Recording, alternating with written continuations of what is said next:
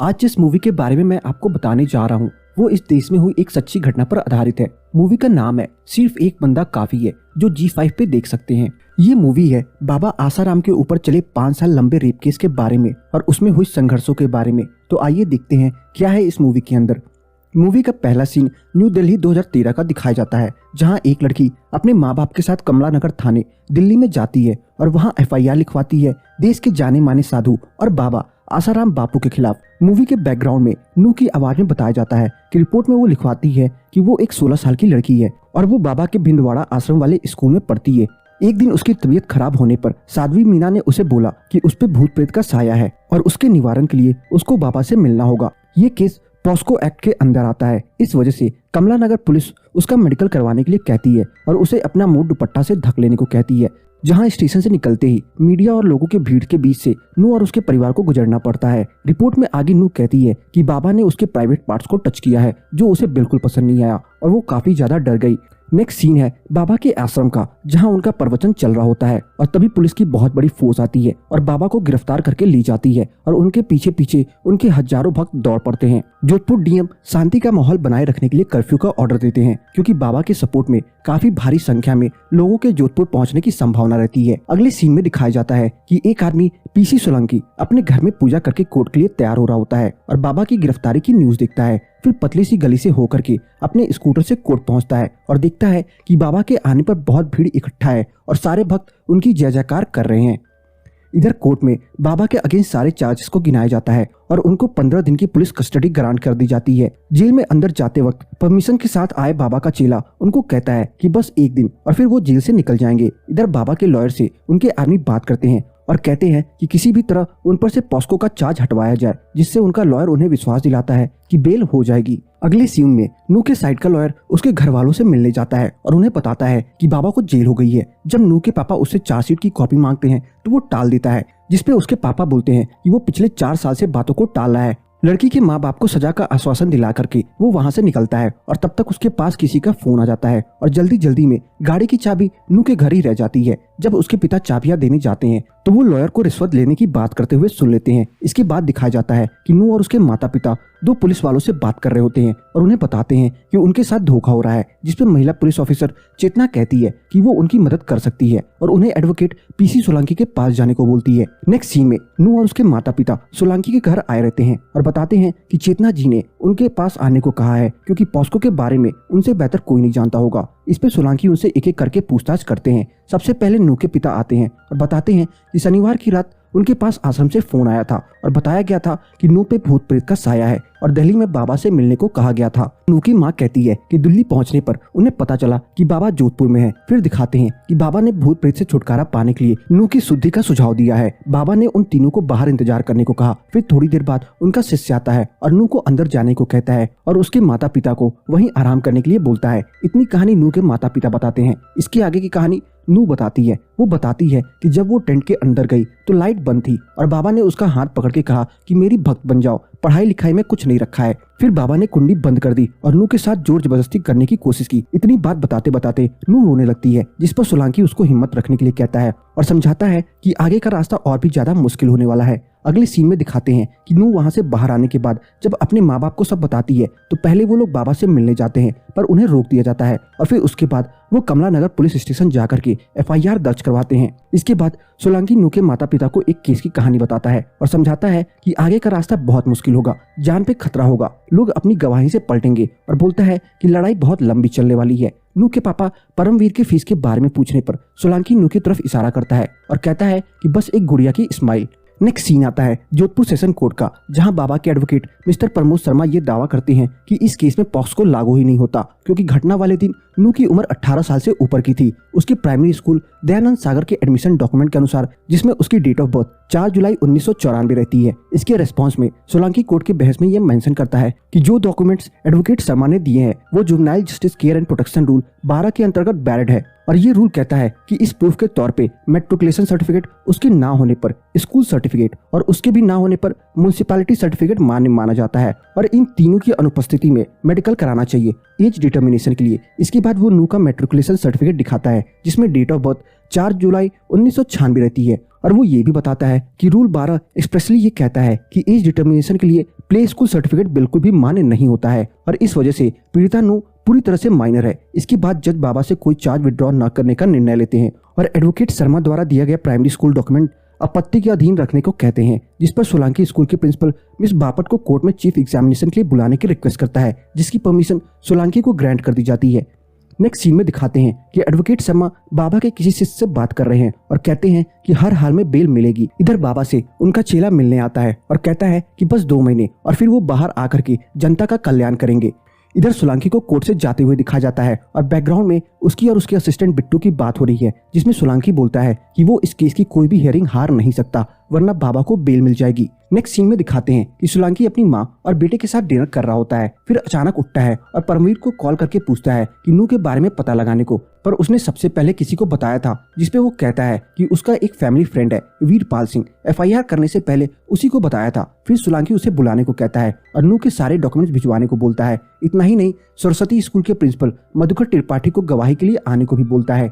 अगले सीन में सोलंकी सुबह सो के उठता है और पेपर में देखता है कि बाबा का केस देश के कद्दावर वकील राम चंदवानी ने ले लिया है। जोधपुर सेशन कोर्ट में 5 बार जमानत याचिका खारिज होने पर बाबा ने हाई कोर्ट में केस दर्ज किया होता है, जहां उनका केस एडवोकेट राम चंदवानी लड़ रहे होते हैं। कोर्ट के अंदर के सीन में एडवोकेट चंदवानी खड़े होते हैं और कहते हैं कि आज वो बाबा की जमानत याचिका दर्ज करने हेतु उपस्थित हैं।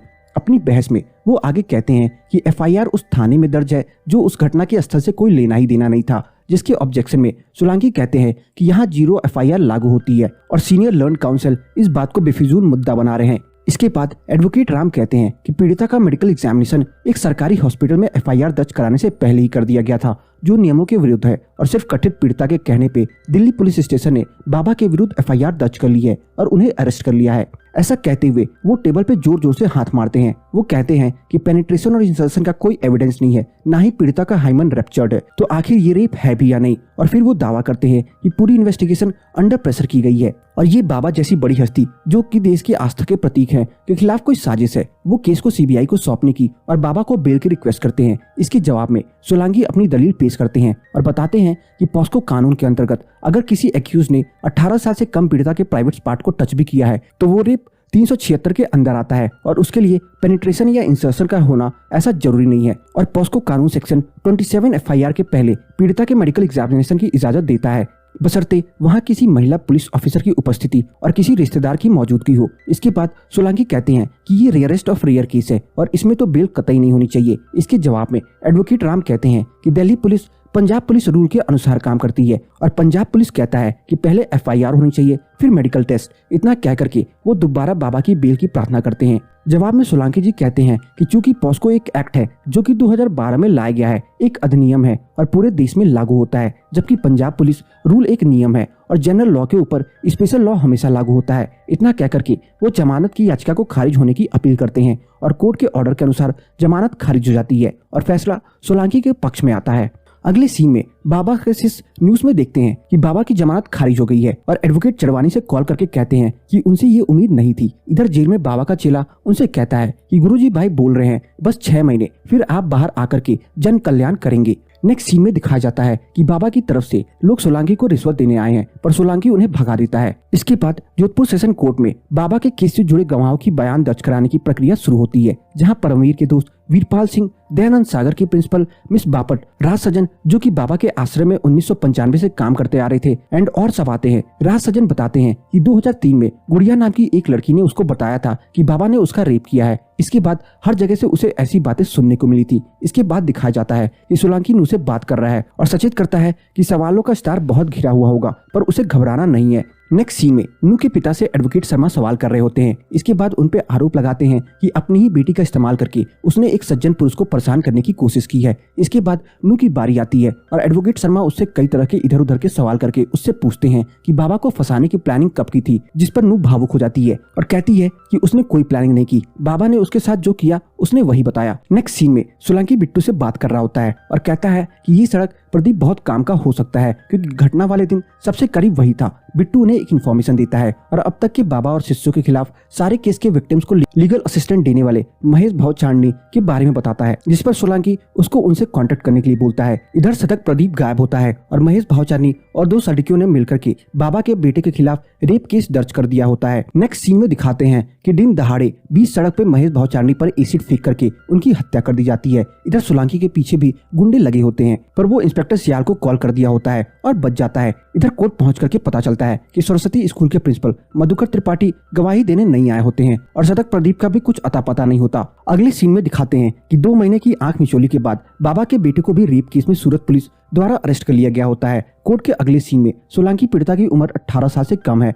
इस बात को प्रूव करने के लिए अपना बयान रखते हैं और मिस बापट को स्टैंड पे बुलाते हैं और फिर कोर्ट को बताते हैं कि चीफ एग्जामिनेशन के दौरान बापट ने प्रमोशनल सर्टिफिकेट, एडमिशन फॉर्म और रजिस्ट्रेशन फॉर्म अपना बयान के सपोर्ट में पेश किया था, पर प्ले स्कूल के डॉक्यूमेंट्स होने की वजह से कोर्ट उन्हें आपत्ति के अधीन रखा था। सोलंकी कोर्ट को बताते हैं कि इन 3 डॉक्यूमेंट्स के होने के बावजूद मिस बापट ने अब फिर से एक दूसरा डॉक्यूमेंट पेश किया है जो कि प्रमोशनल सर्टिफिकेट ही है। वो कोर्ट को बताते हैं कि पहले डॉक्यूमेंट में सिर्फ 2 क्लास की एंट्री थी, नर्सरी और KG1, और उस डॉक्यूमेंट में प्रिंसिपल का कोई साइन या स्टैम्प भी नहीं था, पर जो अब उन्होंने दोबारा डॉक्यूमेंट पेश किया है उसमें 4 क्लास एंट्रीज हैं, नर्सरी, KG1, KG2 और क्लास 1, और इसमें प्रिंसिपल का साइन और स्कूल स्टैम्प दोनों है। इसके बाद सोलंकी 2 डॉक्यूमेंट कोर्ट में पेश करते हैं जो कि सरस्वती शिशु मंदिर का होता है। इसमें एडमिशन सर्टिफिकेट में नू की जन्म 4 जुलाई 1996 रहती है और दूसरा डॉक्यूमेंट होता है सरस्वती शिशु मंदिर का, जिसमें नू को डायरेक्टली क्लास 2 में प्रमोट करने की बात लिखी होती है और उसके आउटस्टैंडिंग परफॉर्मेंस की वजह से। और सवाल जवाब में वो मिस बापट से उगलवा लेता है कि नू का एडमिशन कभी दयानंद सागर में हुआ ही नहीं था और नू माइनर प्रूव हो जाती है। और इसके बाद एडवोकेट शर्मा जितेंद्र सिंह को बुलाते हैं जो बताते हैं कि वो 15 साल से बाबा के साथ काम कर रहे हैं, पर बाबा और उनके बेटे की शारीरिक शोषण करने की वजह से उनका आश्रम छोड़ दिया था। नेक्स्ट सीन में कोर्ट से बाहर निकलते वक्त सोलंकी के आंखों के सामने जितेंद्र सिंह को एक आदमी भीड़ से निकल करके चाकू मार करके हत्या कर देता है। फिर आगे दिखाते हैं कि सोलंकी अपने बेटे के साथ घर आ रहा होता है, तब इंस्पेक्टर सियाल का फोन आता है और वो उसे पुलिस स्टेशन आने को कहते हैं। पुलिस स्टेशन पहुंचने पर पता चलता है कि सतत प्रदीप की लाश ब्रिज से लटकी हुई मिली थी। लगातार हत्याओं को देखते हुए विक्टिम की फैमिली और सोलंकी को पुलिस प्रोटेक्शन दी जाती है। अगला सीन सोलंकी के घर की छत का है जहां न्यू आके उसे कहती है कि वो डरी हुई है। लोग उसे ऐसी नजरों से देखते हैं जैसे उसने कोई पाप कर दिया हो और इस वजह से कभी कभी उसे आत्महत्या का भी मन करता है। सोलंकी उसे कहता है कि पाप तो उसने किया है उन लोगों की नजरों में जिनके लिए बाबा भगवान है और जिन्हें विश्वास नहीं कि वो ऐसी शैतानी कर सकते हैं, पर अब लड़ाई सिर्फ बाबा से नहीं अपने डर, घबराहट, आंतरिक पीड़ा से है जो उसे खुद लड़नी पड़ेगी। अब डालो दुपट्टा कमर में और निकालो तलवार, अब तो शंखनाद हो चुका है गुड़िया। इतना कह करके सोलंकी जोर जोर से हर हर महादेव चिल्लाता है। नेक्स्ट सीन कोर्ट का है जहां नू से पूछताछ होने की वजह से कोर्ट को सोलंकी के रिक्वेस्ट पे खाली करा दिया जाता है। फिर एडवोकेट शर्मा नू से एक एक करके सारी चीजें पूछते हैं कि घटना के दिन उसके साथ क्या क्या हुआ था और उसके आज के बयान और FIR में दिए बयान में डिफरेंस होने की वजह से पीड़िता के बयान को एकमात्र सबूत न मानने की बात रखते हैं। जवाब में एडवोकेट सोलंकी कहते हैं कि पीड़िता ने 94 पेजेस की बयान दिया है और वो कभी भी अपने बयान से हटी नहीं। उन्हें कहा कि सुप्रीम कोर्ट के हिसाब से रेप केस में पीड़िता का बयान एकमात्र पुख्ता सबूत है। अगर वो कोर्ट को ये कन्विंस करने में कामयाब हो जाती है कि वो जो बोल रही है सच बोल रही है। अगले सीन में दिखाते हैं कि परमवीर के दोस्त वीरपाल जो बाबा के केस में गवाह था उसकी बीच सड़क में गोली मार करके हत्या कर दी जाती है। आगे दिखाया जाता है कि बढ़ते खतरे के कारण सोलंकी अपनी असिस्टेंट बिट्टू को केस से निकाल देता है। आगे दिखाते हैं कि सोलंकी कोर्ट जाने के लिए काफी एक्साइटेड रहता है और इधर बाबा का केस भूतपूर्व कानून मंत्री मिस्टर स्वामी लड़ने आते हैं। कोर्ट के अंदर पहुंचने पर सोलंकी स्वामी जी से बात करते हैं और कहते हैं कि उनके आर्टिकल्स के वो बहुत बड़े फैन हैं। जब स्वामी जी बाबा जी के पक्ष में कहते हैं कि वो बहुत नोबल आदमी है और उन्होंने देश में बहुत से स्कूल और हॉस्पिटल बनाए हैं, तो सोलंकी उनसे बोलता है कि स्कूल और हॉस्पिटल बनाने से किसी को रेप करने का लाइसेंस नहीं मिल जाता। कोर्ट स्टार्ट होने पर वो बताते हैं कि वो बाबा को ऐसा प्लीडर रिप्रेजेंट करने आए हैं। वो अपनी बात को आगे बढ़ाते हैं और बोलते हैं कि बाबा एक 75 साल के बूढ़े इंसान हैं और कई बीमारियों से जूझ रहे हैं, पर बीच में उन्हें सोलंकी ऑब्जेक्ट करते हैं और कहते हैं कि स्वामी जी को बाबा जी की तरफ से बोलने का कोई हक नहीं है क्योंकि reference case Harishankar Rastogi versus Girdhari Sharma 1978 के हिसाब से कोई भी व्यक्ति बतौर प्लीडर तभी एक्यूज्ड को रिप्रेजेंट कर सकता है जब एक्यूज्ड की तरफ से एप्लीकेशन या आवेदन लगा हो, जबकि बाबा के केस में बाबा की तरफ से कोई भी एप्लीकेशन नहीं दिया गया है और इस वजह से एक बार फिर बेल डिनाई हो जाती है। अगले सीन में दिखाया जाता है कि सोलंकी अपने और अपने परिवार की जान पर खतरे को लेकर डरा हुआ है। अब आगे केस सुप्रीम कोर्ट में पहुंच गया होता है जहां बाबा के लॉयर इस बात को उठाते हैं कि बाबा एक न्यूरोलॉजिकल डिसऑर्डर से गुजर गुजर रहे हैं और अब उन्हें तुरंत इलाज की जरूरत है, जिसके लिए उनको बेल दी जाए ताकि वो अमेरिका जाकर के अपना इलाज करवा सके। इससे पहले की हियरिंग आगे बढ़ती, सोलंकी कोर्ट से समय मांगते हैं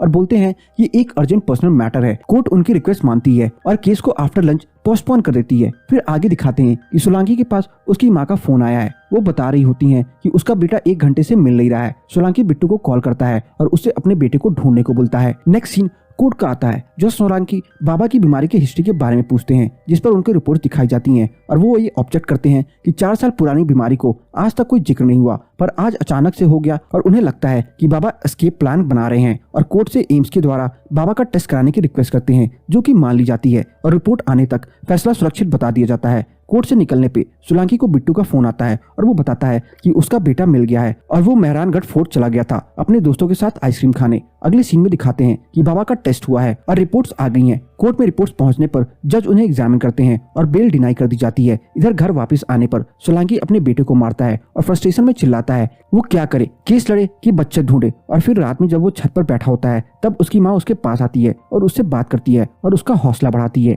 अगला सीन आता है 2018 जजमेंट डे का। 5 साल से चल रहे केस के फैसले की घड़ी आ गई होती है। सोलंकी केस से पहले रुद्राभिषेक कराता है। शहर में सुरक्षा का इंतजाम कराया जाता है। पब्लिक के आक्रोश को देखते हुए बाबा को केंद्रीय कारागार जोधपुर से कोर्ट के लिए ले जाया जाता है। कोर्ट में जज क्लोजिंग स्टेटमेंट मांगते हैं, जिस पर एडवोकेट शर्मा कहते हैं कि आज का फैसला अगर बाबा के खिलाफ आता है तो उनके द्वारा चलाई जाने वाली सारी धर्म संस्थानों पर ताली लग जाएंगे और मानव कल्याण पर गहरा असर पड़ेगा। इसके बाद सोलंकी अपने क्लोजिंग स्टेटमेंट में कहते हैं कि पिछले 5 सालों में ये केस बाबा की तरफ से कभी बेल के लिए लड़ा गया तो कभी केस लड़ा गया, पर आज जब आखिरी फैसला की घड़ी है तो ये जरूरी है कि केस को सही दिशा मिलनी चाहिए। बाबा की बेल के लिए जितने भी एफर्ट्स लगाए गए वो सब फेल हुए, जैसे पुलिस की कानूनी प्रक्रिया को गलत ठहराना, पॉस्को के चार्जेस पे सवाल उठाना, बच्ची को रॉन्गली अडल्ट प्रूफ करने की कोशिश करना, कभी बीमारी तो कभी कुछ तो कभी कुछ। इसके बाद सोलंकी कहते हैं कि बाबा एक डिफेंस काउंसिल चुके हैं जघन्य अपराध को समझने में, पीड़िता की मनोस्थिति समझने में और इस अपराध को समाज पे क्या असर होगा ये समझने में। वो कहते हैं कि इस बच्ची ने देश के हर उस लड़की को रिप्रेजेंट किया है जो शारीरिक या मानसिक प्रताड़ना से गुजरी होती है और उसे इस बच्ची में माँ काली और माँ दुर्गा का रूप नजर आता है, क्योंकि ये बच्ची आवाज उठाने जाती है और हर लड़की आज केस के फैसले पर उम्मीद लगाए बैठी है, पर डिफेंस के लिए सिर्फ धर्म ही मान्य रखता है। इसके बाद वो कहते हैं कि अपनी बात वो एक कहानी से खत्म करना चाहेंगे और बोलते हैं कि रामायण में रावण का वध होने के बाद भी उसको मोक्ष नहीं मिला था, जबकि वो शिव जी का इतना बड़ा भक्त था। पार्वती जी ने जब शिव जी से उससे दर्शन ना देने की वजह पूछी तो शिव जी ने बोला कि इस संसार में कुकर्म 3 भागों में बांटा गया है। पहला पाप जो इंसान जाने अनजाने में करता है, उसका निवारण माफी मांगने के तत्पश्चात करके ही मिल जाता है। दूसरा कुकर्म अति पाप के रूप में जाना जाता है, जैसे हत्या, अपहरण और जघन्य अपराध, पर उनकी भी कुछ हद तक माफी संभव है। मगर तीसरा कुकर्म महापाप के रूप में जाना जाता है, जिसकी कोई माफी नहीं होती। पार्वती जी के ये बोलने पर कि रावण ने कोई अति पाप किया था जो कि अपहरण है, तो फिर उसको क्यों माफी नहीं मिल रही। इस पर शिवजी ने बोला चूंकि रावण ने साधु के वेश में सीता जी का अपहरण किया था, जिसका प्रभाव दुनिया भर के साधुत्व और मानवता पे सदियों तक पड़ेगा, इसलिए ये महापाप है। इसके आगे सोलंकी कहते हैं कि बाबा ने आस्था के साथ विश्वासघात किया है और इस वजह से वो डेथ पेनल्टी की मांग करता है, to be hanged till death. Film के लास्ट सीन में दिखाया जाता है कि बाबा के केस के जजमेंट जोधपुर सेंट्रल जेल के अंदर सुनाया जाता है, जिसके लिए जज सहित दोनों पार्टी के एडवोकेट वहां मौजूद होते हैं। इसके बाद बाबा के बिना धाराओं के अंतर्गत सजा तहत जुर्माना लगता है। धारा 376/2F के आधार आजीवन कारावास की सजा सुनाई जाती है और अंत में सब केस जीतने का जश्न मनाते हैं और यहाँ मूवी का दी एंड हो जाता है। ये मूवी हमें काफी कुछ सिखाती है और अपने साथ हुए अन्यायों के खिलाफ लड़ने की हिम्मत भी देती है। तो बस आज की इस वीडियो में इतना ही। आपको मेरी ये मूवी कैसी लगी कमेंट सेक्शन में बताना ना भूलें, और अगर आपको मेरी ये मूवी अच्छी लगी हो तो वीडियो को लाइक करके जाना ना भूलें। चैनल पे नए हैं तो चैनल को जरूर सब्सक्राइब कर लें, ताकि मुझे ऐसी ही मोटिवेशन मिलती रहे और मैं आप सबके लिए अच्छी से अच्छी वीडियोस लाता रहूं।